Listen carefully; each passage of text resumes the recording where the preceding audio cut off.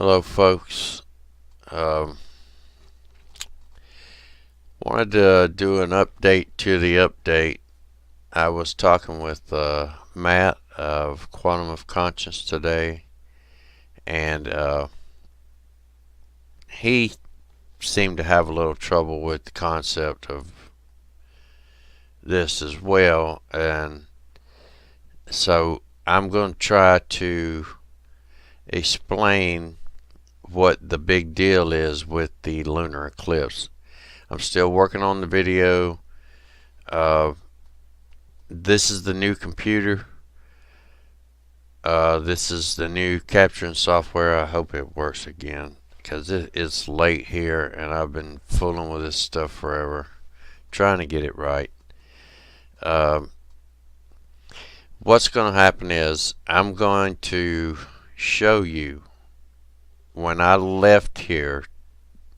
See, I take pictures. I, I, I dig photography, and I have a Nikon D 3200, so I go out and I take a lot of pictures. And I thought, take a picture of the lunar eclipse, even though it's just a partial here. I got more than I bargained for. Excuse me. And you'll see. I'm going to load one of the pictures and you'll see why I got more than I bargained for, and I'm going to explain it. So let's get straight to that, and I'll end on that note with one. And I'm going to end at the end of this the video. This has happened before.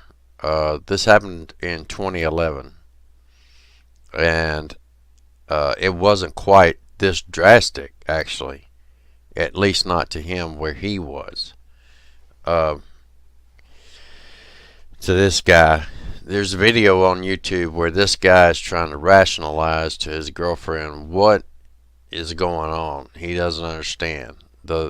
It's daylight, the sun's about to break, and yet the moon is eclipsing and it's in the wrong place, just like you'll see with this. So I'm going to go to full screen, and then I'm going to show you what I'm talking about. Okay, when I left that morning, I had every intention of taking a picture of something that looks like this,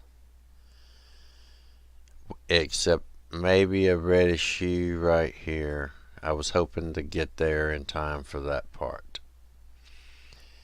As you can see on this particular picture, this is the shadow of the Earth.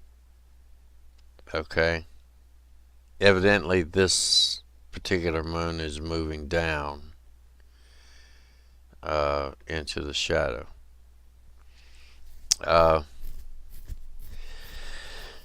So this is what I expected to see because I'm in upstate South Carolina. I knew it was a partial, and I knew that it was going to be in the southern hemisphere, so I expected to see this.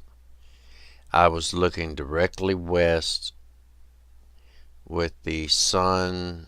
Actually, it was dark at the time I got there, so it hadn't quite moved down into the tree line yet, which is a picture I'm going to show you. But I did video record the entire process from the time I got there until the time I left. So, but as you can see here, this is what I should have saw. Okay, if the sun is behind me and the moon is this is the curvature of the Earth, or the shadow of the Earth. This is what I should have taken a picture of. This is not my picture. This is my picture.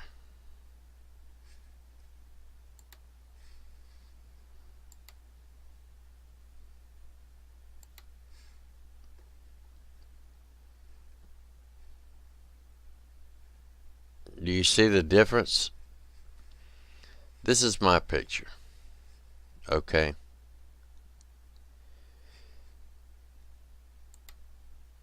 This is what I should have saw. This is what I did see. Here's the reddish hue that I was mentioning. Except the earth is I'm standing on the earth, which curves this way. Okay. But yet I have a curve here. Alright. This is directly west. This is south. This is north. East is behind me, where the sun is coming up, and you can see it's daylight. Okay, it's becoming daylight. Why is this still lit up here? And where is this? If the sun has enough, with this being 230,000 miles out, okay, it's first of all, it shouldn't be here. This shouldn't be here. This should be here. Okay? This is impossible. And I have no idea what is going on. I can't tell you.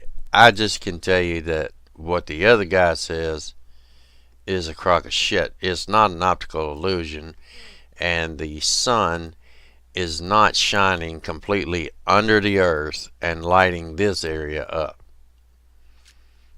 So I'm actually starting to wonder if Rahu and Ketu aren't for real, or other heavenly bodies, or possibly an electromagnetic universe where the moon is actually a convex or a concave lens, and that there is a body behind it that does its circle thing, and maybe that's what gives us our waxing and waning moons. Who knows? I don't know.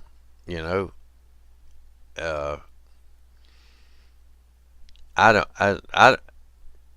I'm sure that NASA or someone knows. I don't even know if NASA knows. Who knows? Somebody knows, because and to be honest with you, I can't believe they didn't just chemtrail the hell out of this place, to keep this from happening. But this is what I should have saw, and this is what I saw, and I do have this on video. So I'm going to continue to work on the other video. I'm trying to get this new software to work. But here we go. This guy, it happens to him. So it's December. This happens to him, and he is actually he tries to rationalize it. He's at a loss. He doesn't know what's going on. So let's listen to him. It's 4 minutes and 23 seconds. So let's watch his deal and listen. 6:30 in the morning. It's about 18 degrees out here, and we're standing on top of Cahokia Mounds, just east of St. Louis. Behind me is a full moon, which will soon be going into a full lunar eclipse as it sets, kind of a rare experience, while at the same time behind us, the sun is already beginning to rise. So this could be a very interesting and beautiful experience. Oh, my on? So it's about 6:55, and as you can see, we're... By the way, this up here, lunar eclipse at sunrise, this word's selenium, whatever that is, NASA's explanation for this That's horse shit. That is, go look this up. It makes no sense. But this guy obviously has looked this up and fell for it and named it that. So, but watch him when before he's looked this up while this is going on. Just watch him try to rationalize this and watch the wheels in his mind start turning and trying to figure out what is going on. This way? Getting a little bit brighter out here. You can see the shadow creeping across the moon. It's a little hard to see, I'm sure, in the camera, but from here we can see it nice and clearly. It's about a third of the way covered. The moon's starting to turn nice and orange. Over my right shoulder, you can see downtown St. Louis and the nice early morning sun, which is getting very bright on the eastern horizon behind us. Yeah, we'll get that in there again. So you can see it's practically day here, yet we still have the full moon out, which is slowly eclipsing. And it's still cold. Okay, so it's now about 7:04 a.m. and over my shoulder you probably cannot see anything, but through the stacks of the refinery back there we can just barely make out a little bit of the moon left. It's about 2/3 the way covered with Earth's shadow, and it's turning a sort of pale orange pinkish color, but with the bright morning sun coming up there's not enough contrast to be able to see the moon there. We can still see it just a little bit. What I find very interesting is I was expecting the shadow to come upward across the moon as it would go down and it would pass into shadow, and actually what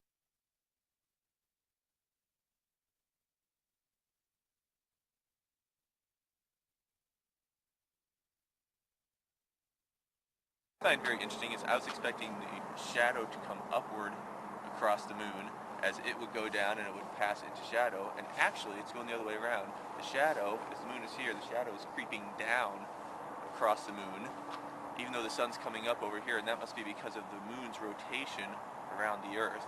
It's moving farther up, even though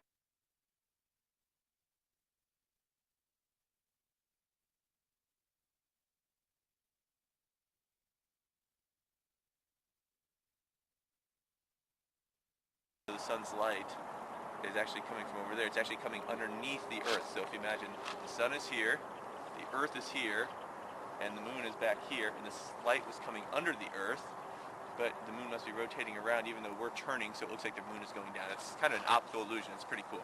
So the sun is scheduled to set at 7:08. I'm sorry, the sun will rise at 7:08. The moon is scheduled to set at 7:08. So exact same time, so we might actually catch a glimpse of both for a brief moment as the moon is disappearing.